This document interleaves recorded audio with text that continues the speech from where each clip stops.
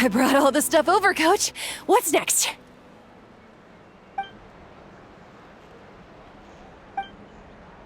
All right, I'll start by moving the boxes over. I'll help you. These things can get pretty heavy. Nah, I got this. These muscles aren't just for show, you know. You see that? Perfectly defined. I can lift this stuff up with one hand. Fine, as long as you don't wind up too sore to move tomorrow. I don't want to hear any complaints from you. Just prepare to be amazed. What?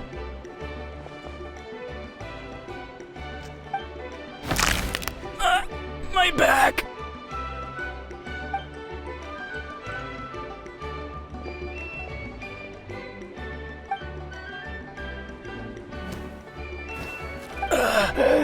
I knew I should have trained harder.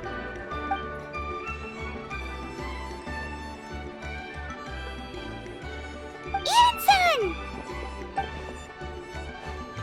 We were just about to ask you the same thing! We didn't expect to run into you in these parts!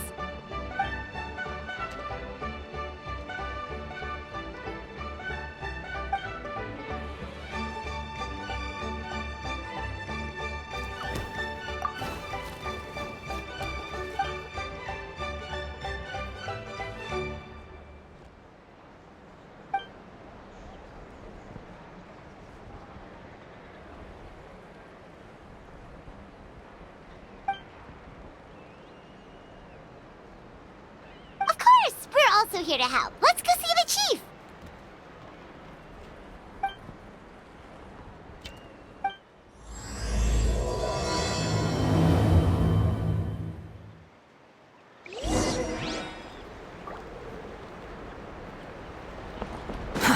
Squall Fury!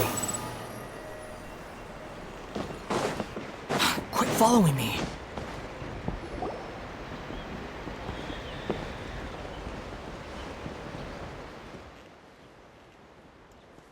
You're here, Ian-san. And you must be the traveler in Paimon. I've heard a lot about you. I'm sure we'll have a much better time now with your help.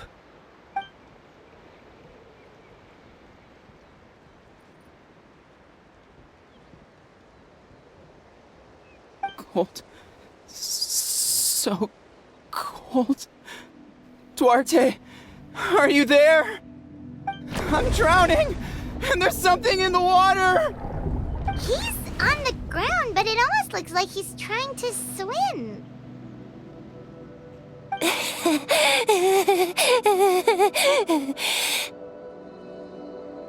The abyss. The abyss is coming. There are eyes in my hands, and hands in my stomach. And my stomach is full of teeth. It ate all of you. It's coming for me, too. But we haven't been eaten. We're right here.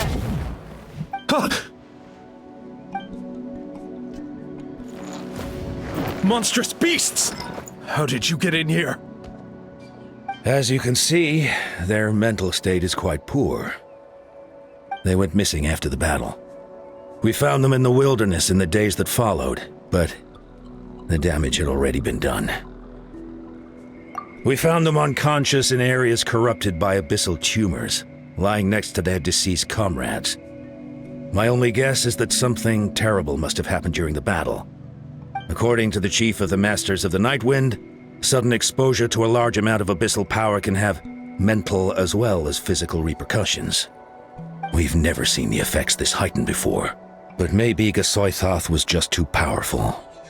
Gasoithoth? What's that? It's the abyssal monster that appeared in the sky not too long ago. After consulting our ancient legends, we decided to call it Gasoithoth, Reaper of the Abyss. Oh, that giant black ball? Didn't we force it to retreat, though? True. It poses no threat to us now, but whatever wound it inflicted on these warriors still endures. We scoured all sorts of records for a solution, but nothing came of it. There was some mention of a treatment from several hundred years ago, but that knowledge is long gone. Right! You can purify abyssal power! Might as well give it a try!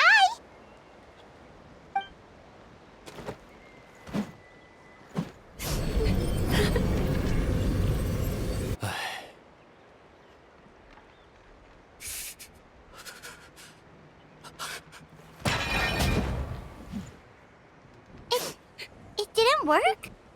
That must mean purifying the abyssal power within them still isn't enough. In any case, thank you for trying. So, what can we do now? Don't tell me my friend is just gonna be like this forever? Come back to me, Gogeta! Please, don't leave me like this!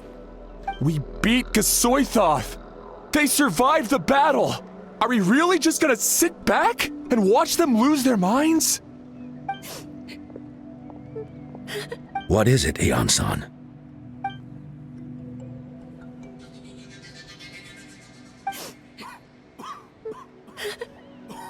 But, Are you sure about this?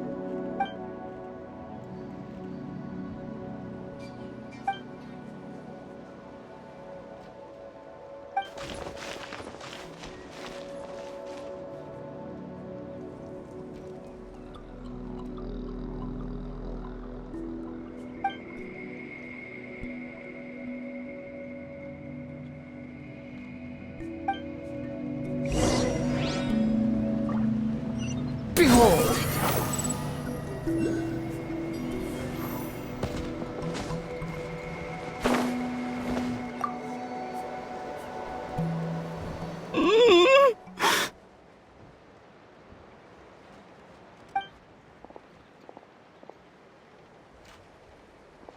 So dark, so cold. I want to go home.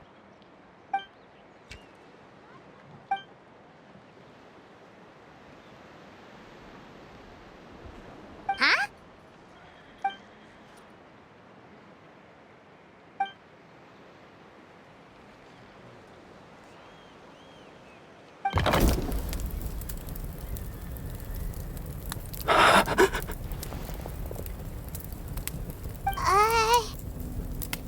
Light underwater. Where is it coming from? It's working! Is someone there? Please save me. No, wait. You have to leave this place. The water's too deep. You won't make it.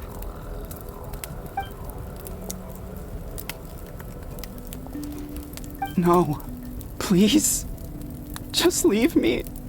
Duarte. Oh no, it's not working anymore!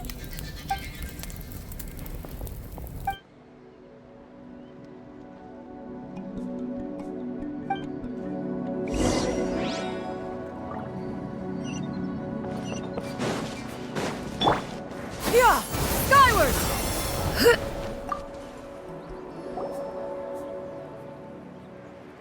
My friend. Is he any better? Duarte? Oh yeah, I remember. Duarte was the name of Otoko's Surian companion. Otoko almost drowned as a child, and Duarte was the one who saved him. He dove deep into the water and used all his strength to carry Otoko back to the surface. It was pretty touch and go, but both of them made it in the end.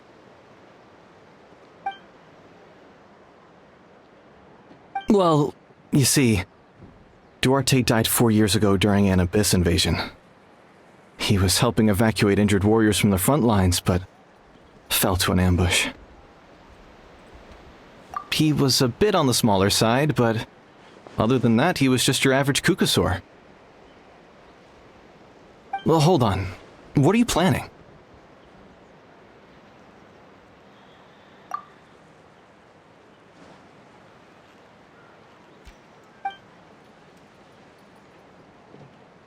No problem. Thank you for looking out for him.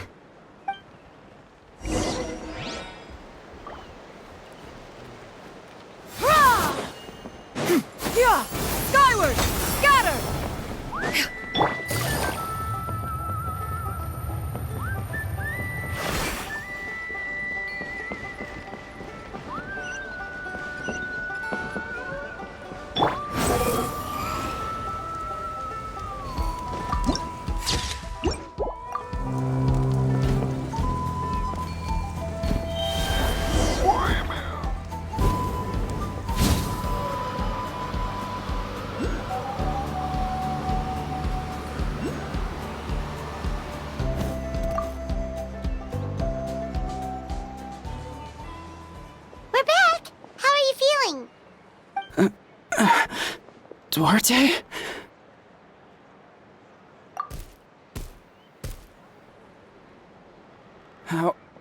How did you get here?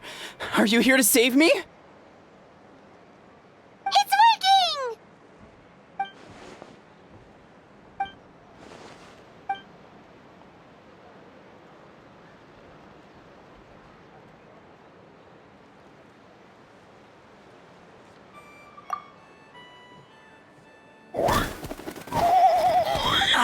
That hurt.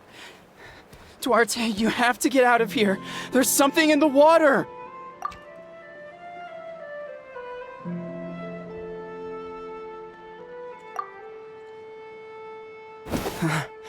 You're gonna carry me out of here just like last time.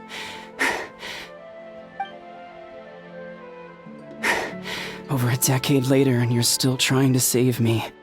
I can't believe you made it this deep underwater, but I'm so glad you found me. Once we're out of here, let's split a huge portion of blazed meat stew, just like old times. I owe you for this. We're almost at the surface. People tried to tell me you were dead, you know. As if I'd let that happen. I promised to protect you. There's no way. No way.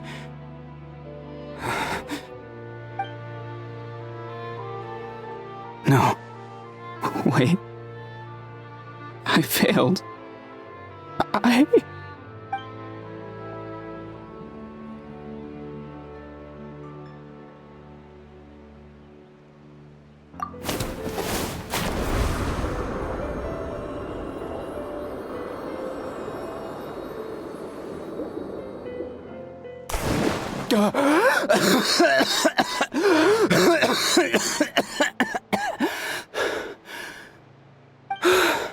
Duarte?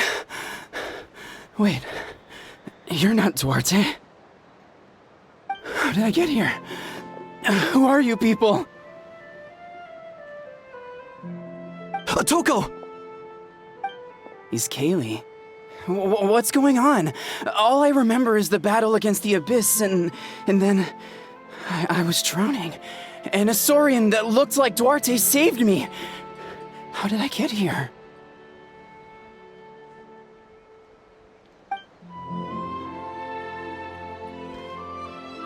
You went through all that for me?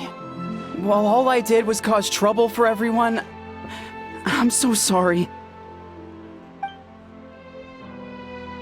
Thank you. I appreciate that.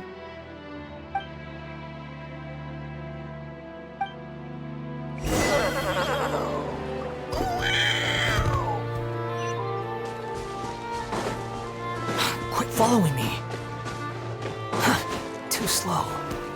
Yeah! Got him!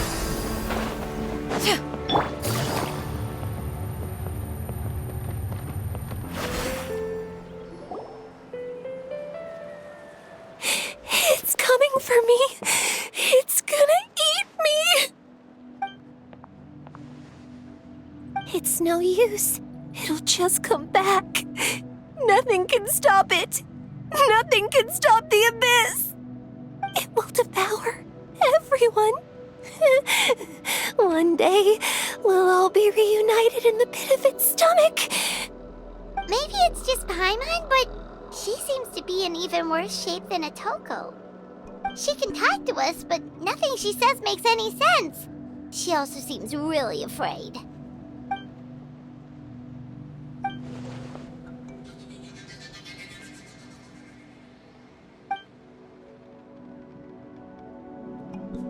Ion-san, I heard you cured a Toko? I'm so relieved. Is there anything I can do to help? If you need extra hands, I can...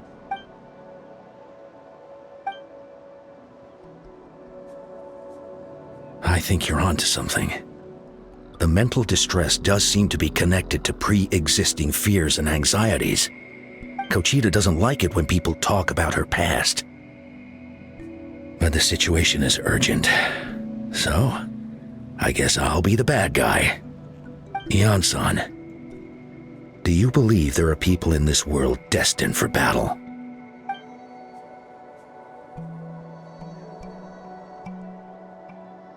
Then, What about people destined to be unfit for battle? When Conchita was little, her parents died fighting the Abyss. She was only 11 or 12 at the time, and her brother, even younger still. The two saw their parents collapse in a pool of blood as flames roared and spread all around them. Conchita trained hard to become a warrior, but still found fighting Abyss monsters too difficult to handle. She and her brother were left with severe trauma after the incident. Pain and fear that they could not get over no matter what. But isn't Conchita one of the warriors who fought the Abyss? Didn't you find her unconscious out on the field? Yes, we did. You see, something changed within her several years ago when the Abyss attacked our tribe and broke into her home. By the time the guards rushed to the scene, they found her standing there, weapon outstretched, hands trembling. Her brother huddling behind her for safety, and the Abyss monster dead at her feet. She didn't even look at it, and just kept repeating the same thing over and over. You're the only family I have left. I won't let anything happen to you. She became a completely different person after that. She earned a reputation as a very capable warrior and fought countless battles against the Abyss. We all thought she overcame the trauma, and we were so happy for her. But now it seems like even if she buried it deep within herself, the fear still never left her.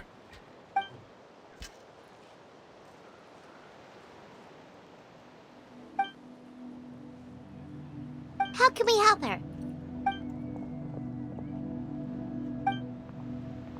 Quali?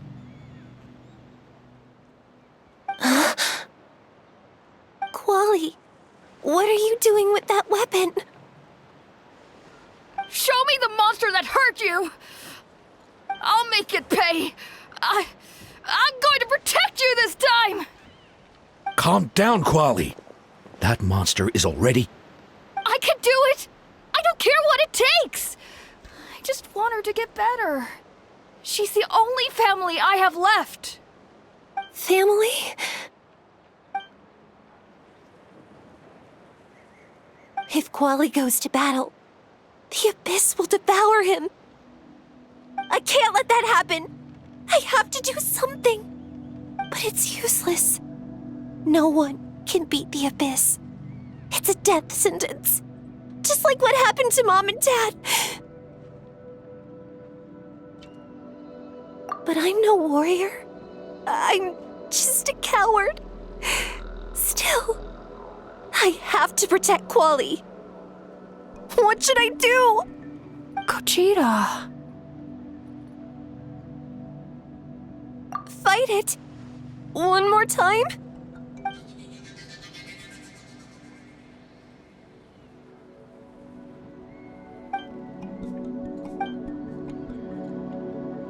Try checking the mountains to the north. A few fled in that direction after the battle. I dispatched a team to clear them out, so most of them should be gone. But there might still be a few stragglers. There's no turning back. I have to face it, even if it will devour me whole. I'm coming too! I'm not letting my sister face this alone! Not anymore!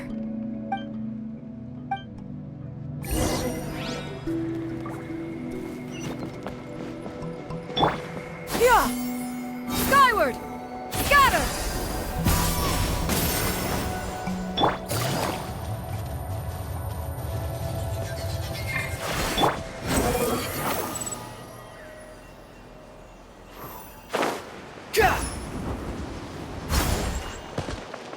Shower me with praise!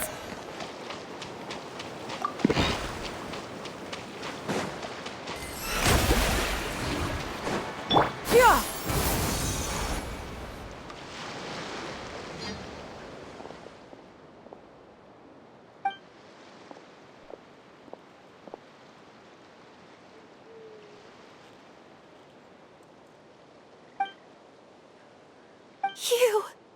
You were the the ones who killed them! As a kid, I thought my parents were invincible. They were always so strong and gentle. They seemed like the most powerful people in the world. But I can still see the image of them collapsed at my feet that night. The raging fire, the smoke, the smell of blood, the sound of my brother's cries. It's all burned into my brain. They told me to run, and I could see the fear in their eyes. I've been running from my fears ever since. But why didn't my parents run? It must have been because... You can do it! Because of our family. When you have someone to protect, there's no backing down, no matter what.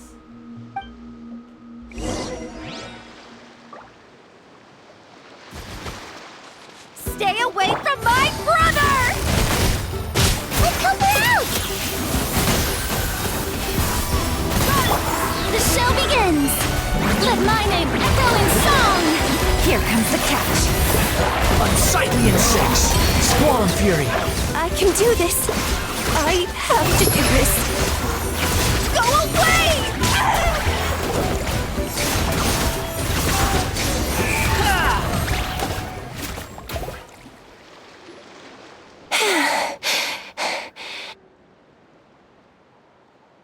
Where are the rest? Where are they hiding? That's impossible! They were gigantic beasts crawling with eyes, ready to devour everything in sight! No. Wait. What am I saying? Abyss monsters are not actually that scary. I've defeated them before. I know I have. She's back to normal! Kuchita! What just happened?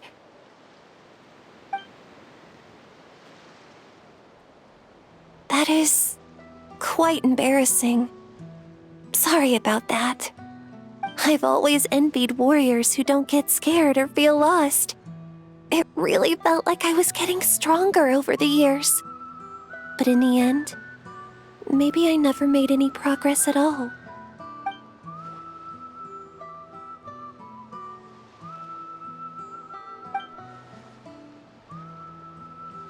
Even though we're both scared of monsters, you were always the one who stepped up to protect me. But not anymore. I'm going to get stronger. From now on, we're in this together. Is that so? Then I'll look forward to the day when you'll be all big and formidable. I finally feel like myself again. I couldn't have done it without you all. Thank you for everything. I think I'll rest here for a bit. I don't think I can make it back to the tribe just yet. I'll keep you company.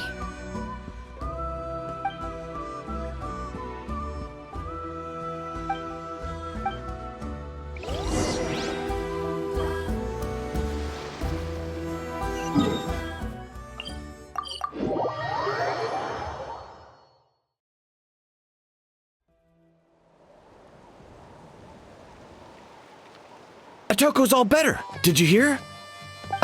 Really? Yes, really. It's all thanks to the Traveler and Ian-san. I see. I was wondering why the Traveler was chosen to accompany the Pyro Archon in the final battle. But I guess she really can do the impossible.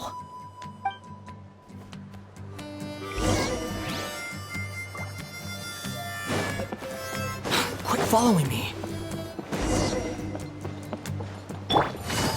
So all those rumors about... Kuchita is getting better, too!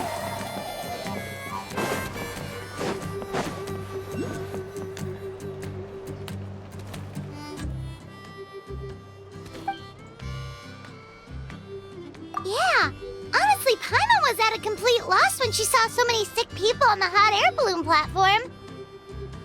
We only found a solution this time because you kept your cool and took control of the situation. You deserve most of the credit.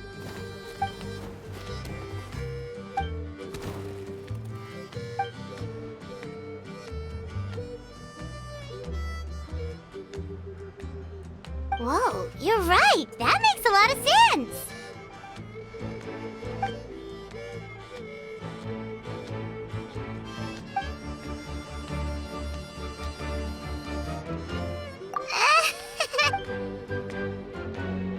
That sounds like something Paimon could do, but would that really change anything?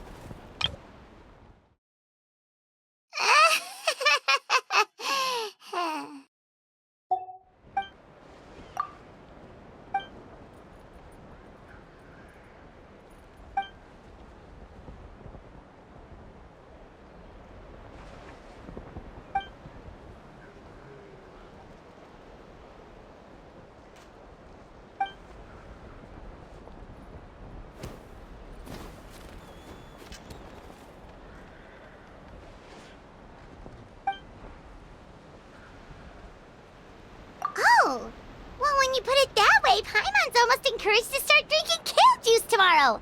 No, today. Paimon will start today. You're amazing, Ansan. You really make Paimon feel like she can do the impossible. Maybe your true strength is giving other people strength.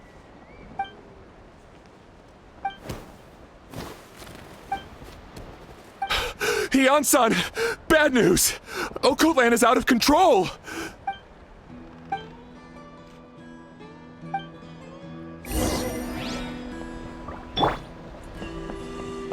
Yeah! Skyward!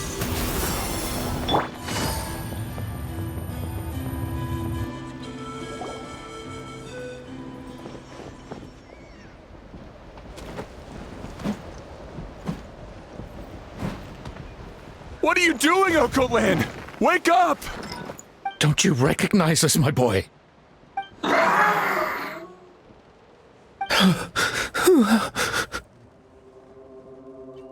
The Abyss monsters are everywhere. Everywhere.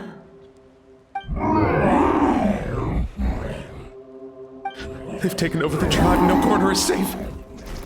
Did we lose the battle? No. It's pointless to think about that now. A warrior only has one job. Fight until the very end. Careful! He's not himself! Okotlan!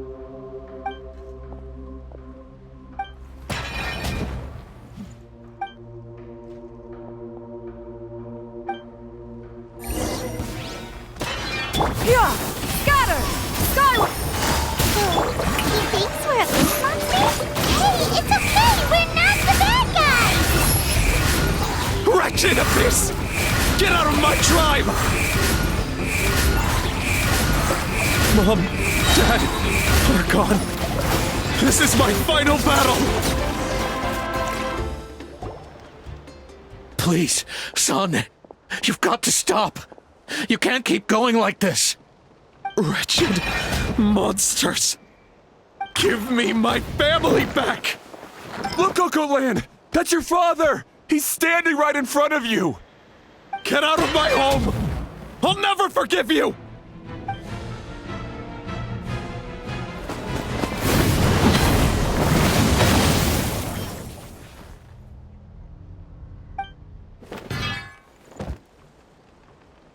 Are you alright, sir? I'm fine. Please, don't hurt my son. He's just trying to protect his home.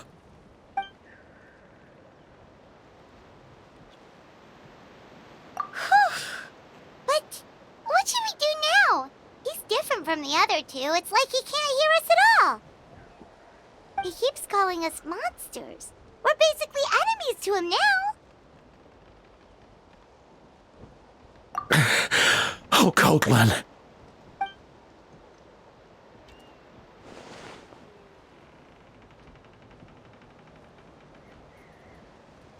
Abyssal corrosion syndrome. 500 years later, and it's resurfaced again. Huh? That voice, it's...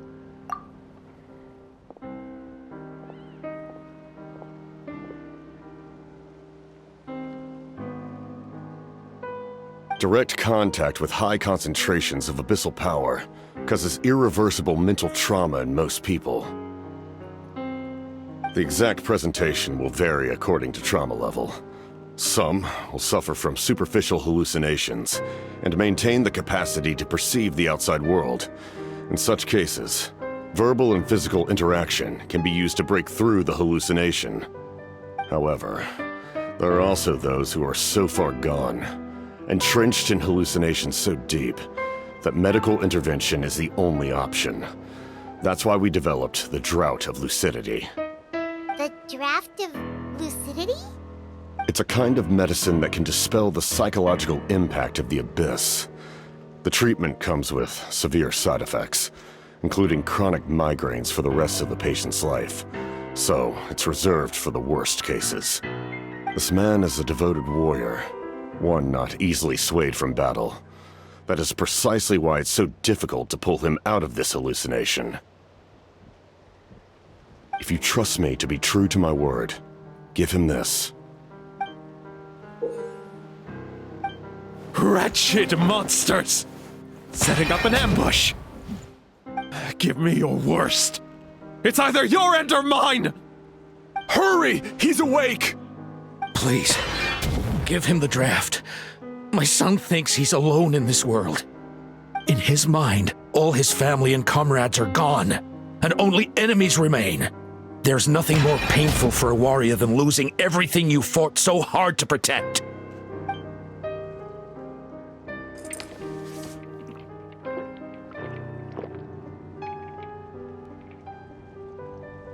Monsters!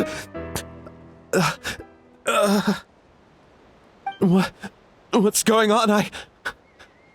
Dad? What are you doing here? My head hurts. I just had the strangest dream. I dreamt the Abyss took over the tribe. It's all right, my boy. It was just a nightmare. Let's go home. You need a good night's sleep. But first, I want to thank you for saving my son. May I ask your name? Just Capitano is fine. I owe you more than words can say, Mr. Capitano. My name is Mune. You're welcome in my home anytime. Time to go, son. Can you stand?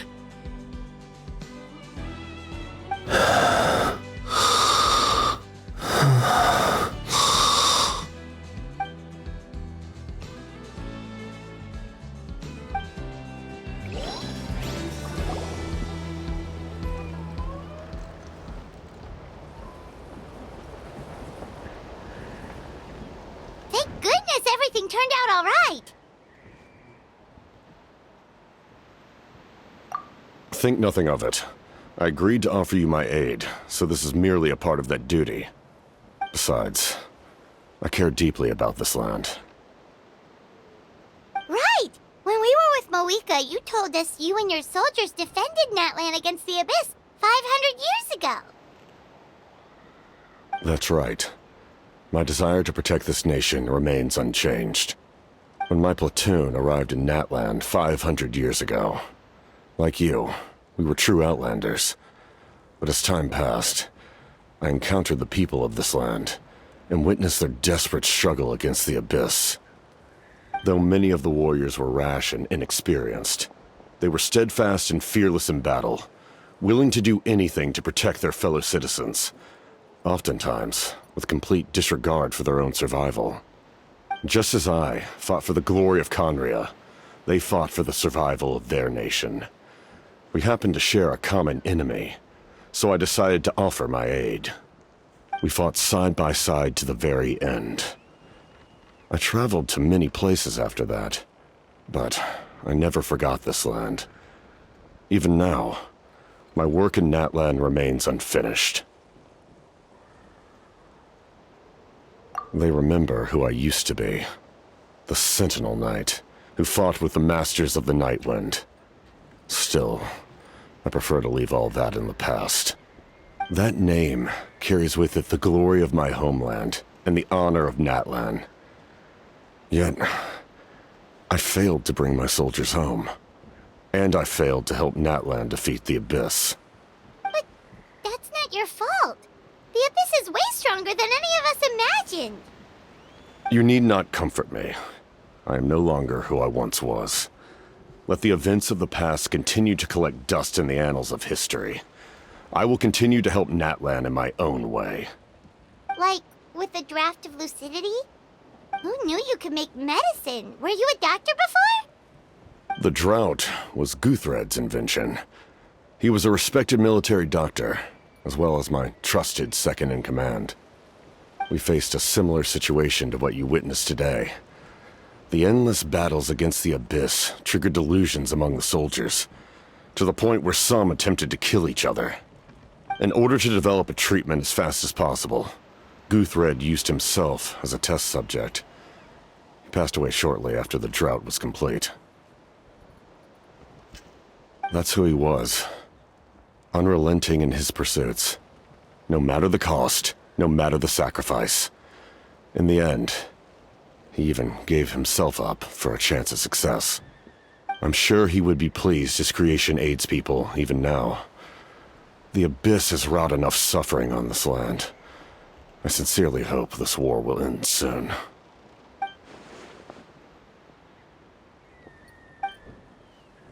Stop worrying about other people's survival, about their losses and sacrifices. You just need to win.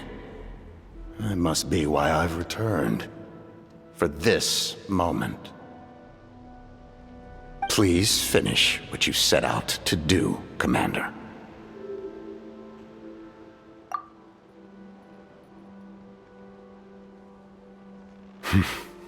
You're more perceptive than I imagined. However, some things are better kept secret for now. We may be working together, but our goals are not entirely aligned.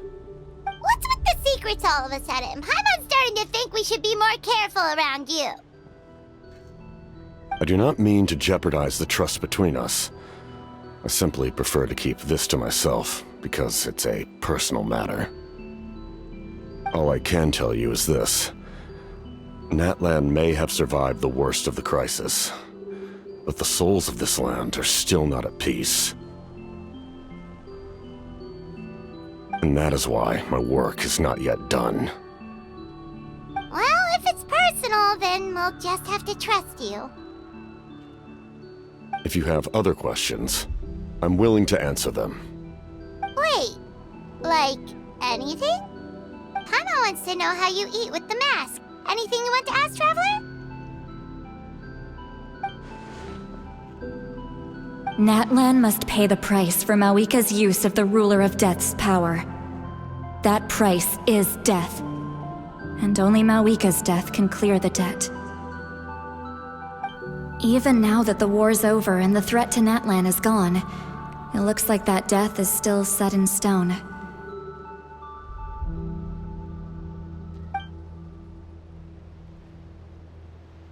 In the garden cultivated by the gods, flowers and weeds grow side by side.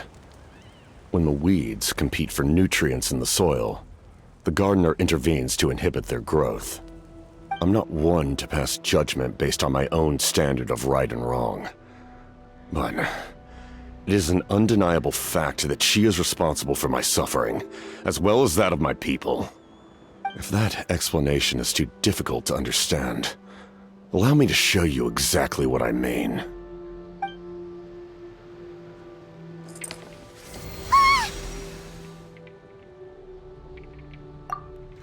The ruler of death can freely define the form of death, or grant immortality to anyone she desires. Her power is a rule in and of itself. Faced with such an overwhelming level of power, it can feel hopeless to resist. But I am of the belief that, in this world, no destiny is unchangeable, no death inevitable, and no rule unbreakable. So, before the final moment truly arrives, we must fight harder than ever.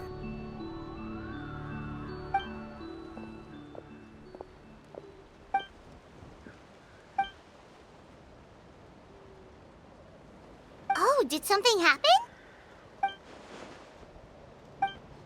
This is a critical time for you, Traveler. It's best not to delay, so let us end our conversation for now. Best of luck to you all. Goodbye.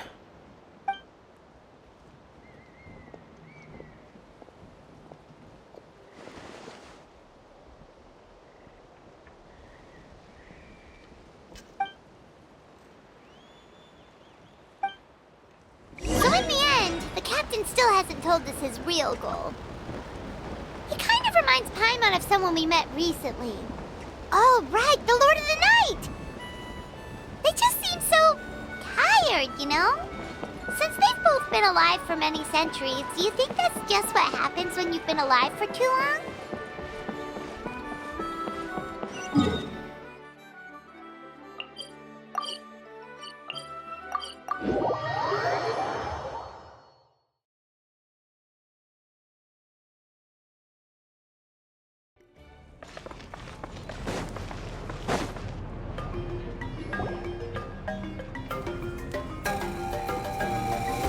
Sure took your sweet time! Wretched scoundrels! How dare you keep the almighty Dragon Lord, Kahulaha, waiting! Kneel before us and apologize, or we'll...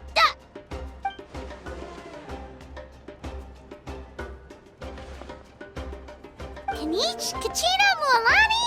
Woo, everyone's here! Reunited at last. Did you miss us? I brought candy and cookies to share.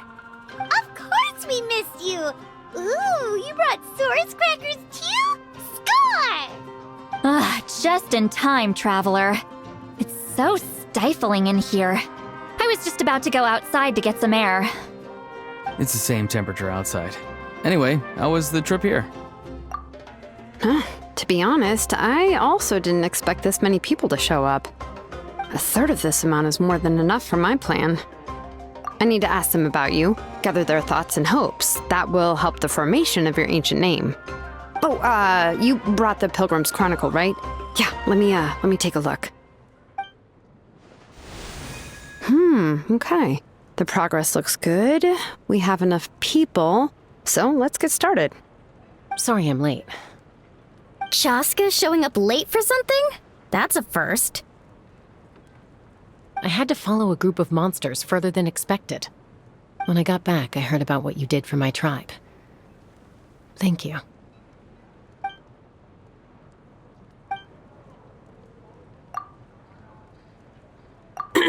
Okay, let's save the pleasantries for later.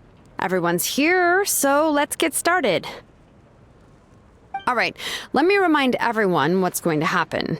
I need each of you to stand before the Pilgrim's Chronicle and share your stories about the Traveler. Your words will be recorded and become a part of the Traveler's ancient name. Any, questions? Nope. All right, then, to start things off... Hold on. Remember what we discussed? Oh, right, I almost forgot. Traveler, Paimon, you, can't be here for this part. Huh? But why? We want to hear what everyone has to say. I need people's true thoughts and feelings. It's best if the subject in question isn't involved. It's much more difficult to express those feelings to someone's face. People get shy in those situations. It's just how it is. You're right. Just like when Paimon doesn't have enough more to pay for her meal, but she's too embarrassed to tell the Traveler, so she has to make up some excuse. So basically, you want us to leave the Pilgrim's Chronicle here and wait nearby? Oh, don't worry. This shouldn't take long. Everything Shilonen said made sense, but did you see Sweet Lolly's reaction back there? She was definitely the one who decided we should leave. But staying out here is just making Paimon even more curious about what everyone's gonna say. Anyway, you're gonna have an ancient name soon. Ooh, that's so exciting! Feels like we've been in Natlan for quite a while already, doesn't it? You're right! If only Paimon could say a few things about you in there. Well, looks like you're about to have that chance. Shilonen, is everything all set? Almost. We're just missing one last thing. You've been by the Traveler's side the longest, Paimon. We need to hear what you have to say. But Paimon's not from Natlan.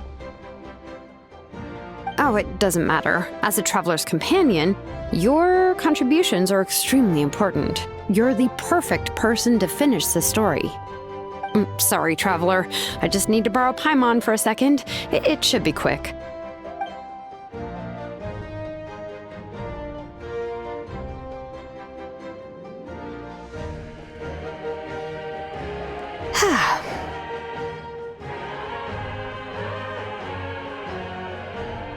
Paimon gave us a lot, and I mean a lot of information. I'm not even sure the Lord of the Night managed to get all of it. Well, we've been to 6 nations already. Here, you can have the Pilgrim's Chronicle back.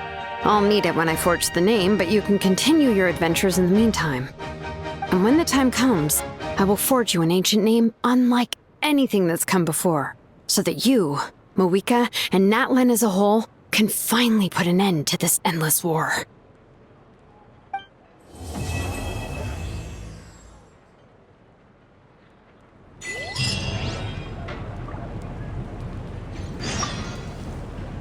I'll need the Pilgrim's Chronicle back when I'm ready to forge the name.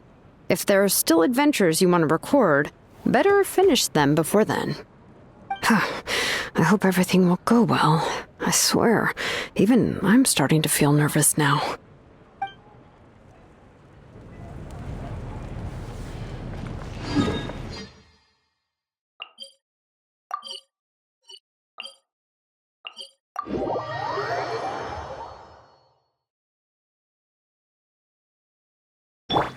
Yeah! Skyward!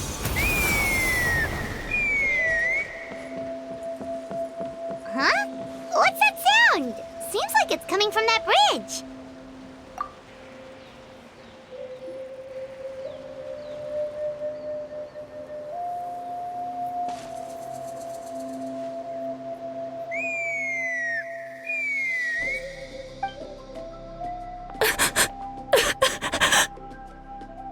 Oh no! Why is she crying? Should we go check on her? You know, just in case she's thinking of doing something stupid. I'd leave her be.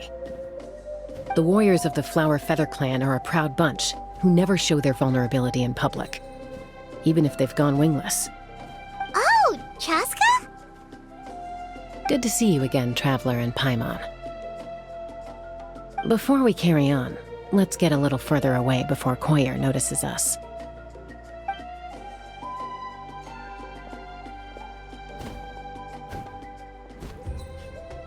So, that girl on the bridge, Koyer, you said? Should she really be on her own right now?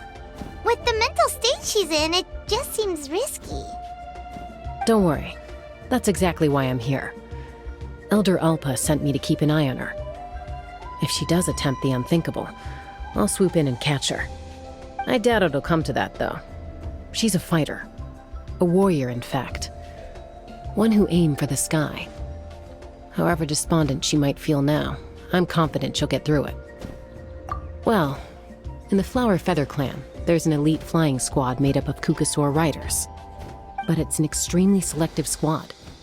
To become a rider, you need to undergo a trial where you not only demonstrate mastery of the relevant skills, but also win the approval of the Kukasaurs. Very few candidates make it through the process. Koyer has spent years training for her most recent attempt, but unfortunately she didn't pass. So it's not hard to see why she's so upset.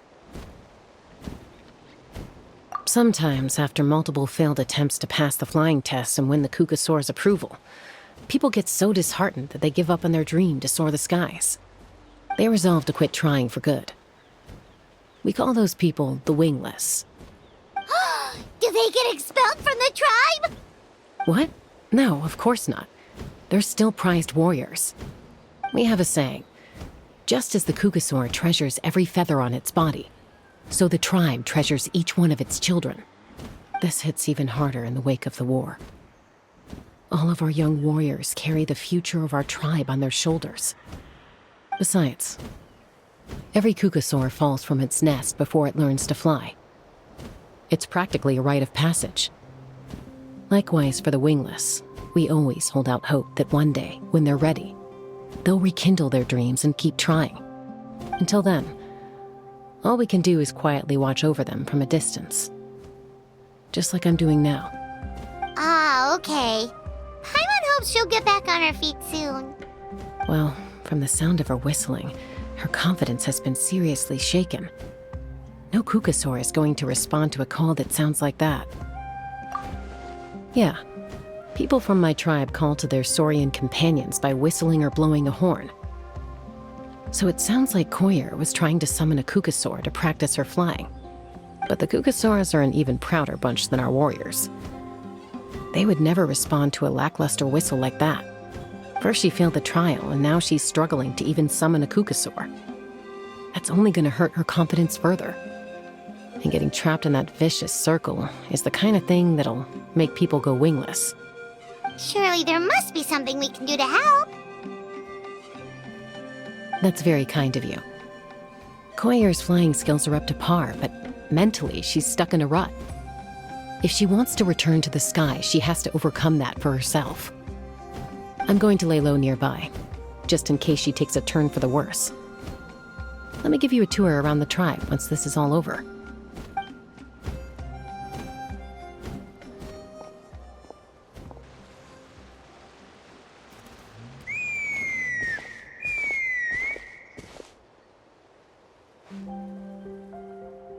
Koyer still isn't giving up.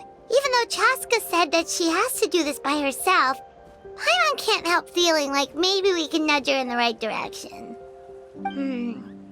What if we could get a Kukusaur to fly up to her? That might give her the confidence boost she needs.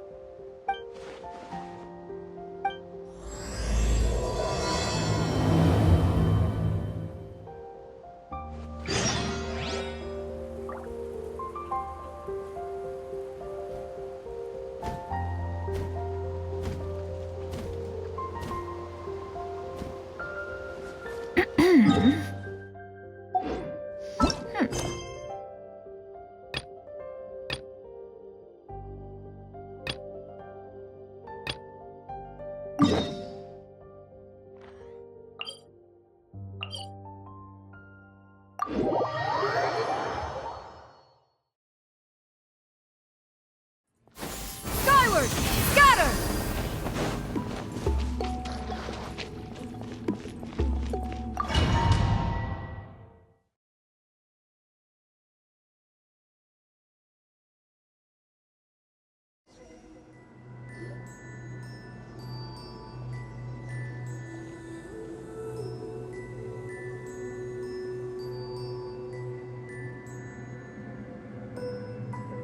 Whoa, we really did get teleported.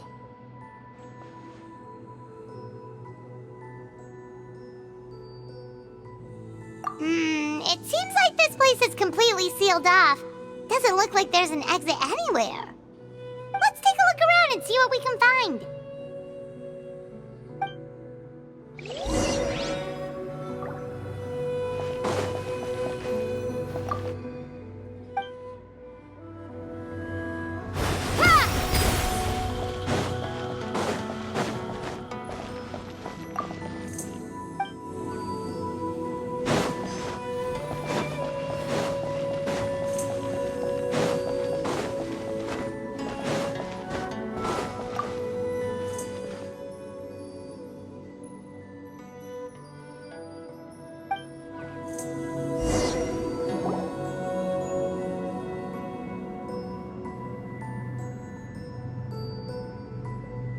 There are so many woven scrolls here.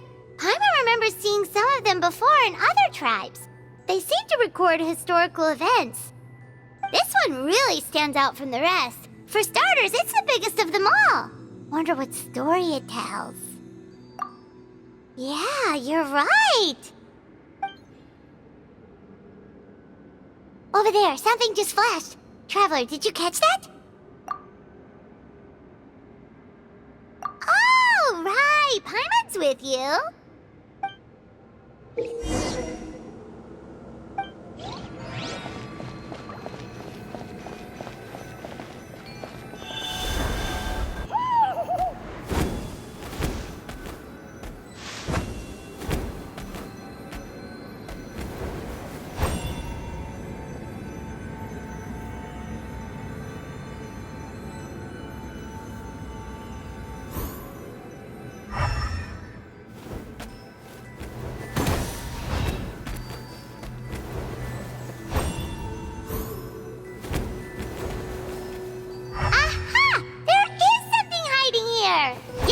Looks like our ticket out of this place.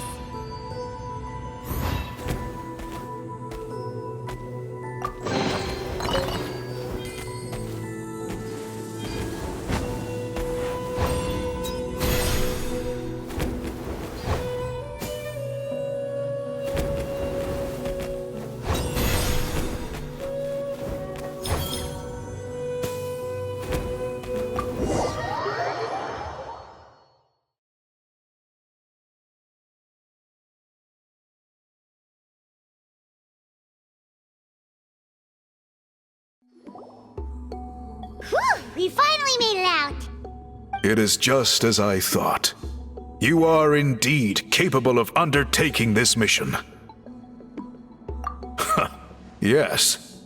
You saw many distinctive-looking scrolls there, didn't you? Sure did. This specific kind of scroll was left to us by our ancestors. Upon investigation, I discovered what sets it apart is the use of a color not featured in ordinary scrolls. It is a most mysterious color that most people cannot even detect. I myself had to employ special techniques to confirm its existence. Yet there are those who are born with a natural ability to perceive it. And that is why I wanted to test you. You mean... That space you just entered was an exhibition room for storing this variety of woven scrolls. Centuries ago, a great shaman by the name of Huitzilin put in place a security measure so that anyone who entered the room without permission will become trapped inside. It exists to this day, and although I have not managed to decipher how it works, I have at least found out how to turn it on and off. Once someone is trapped inside, it is all but impossible for them to escape without outside help, unless they share the great shaman's ability to perceive that strange color. Clearly you must have this ability, which leads me to believe that our Iktomisor Elder can sense this ability in people, and that it appoints a scroll weaver on this basis. Another secret power? Traveler, you are full of mysteries. Still, having this ability doesn't change the fact that neither of us know where to start with weaving a scroll. Don't worry about that. The method for weaving this kind of scroll appears to be largely the same as for an ordinary scroll. The main difference is in the dye that gives it its unique color. If my suspicions are correct, this dye is the key to weaving the scroll, and your special ability is the key to obtaining it. The dyeing process is also a little different from the norm, but I don't anticipate any major issues there. As long as you two can source the dye itself, I can assist with the application. Cool! We'll follow your lead! Great! Then please use your abilities to source the necessary ingredients. And in the meantime, I will have someone prepare some fabric for test dyeing. We'll make a few sample pieces to test out my hypothesis. And if that goes well, we can begin the scroll in earnest. If you agree to help, you can expect to be handsomely rewarded once this is all over. So, what are your thoughts? Agreed, especially if there's a reward in it. What is the reward, by the way? Is it food? Paimon hopes it's food. Given the stakes involved for our tribe, I was thinking a substantial sum of mora would be appropriate.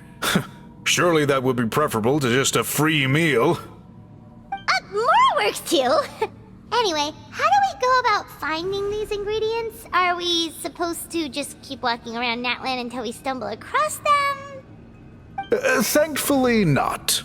I've already identified a location where I suspect they may be found. And I've arranged for someone to guide you there. Your guide is waiting just outside. You can set off at your leisure.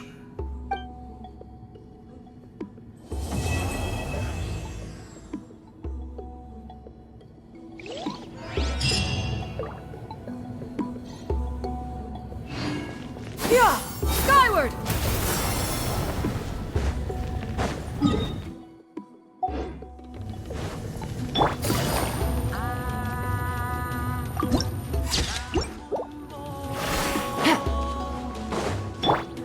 Skyward! Scatter! I take it you're the ones appointed by Elder Talapo? Yep, and you are... Call me Toltec.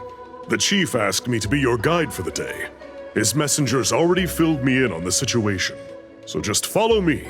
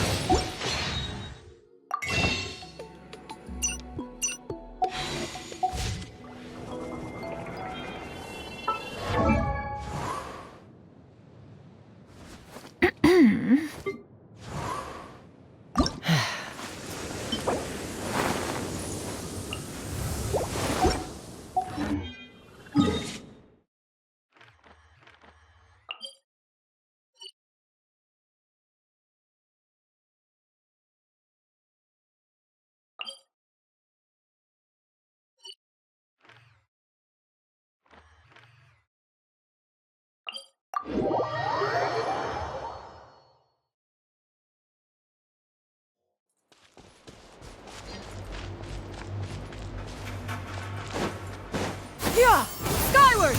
Scatter!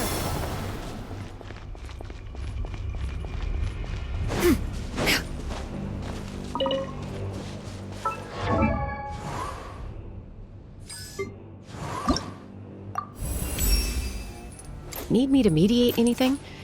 Tribal trouble? Or an all-out war, maybe?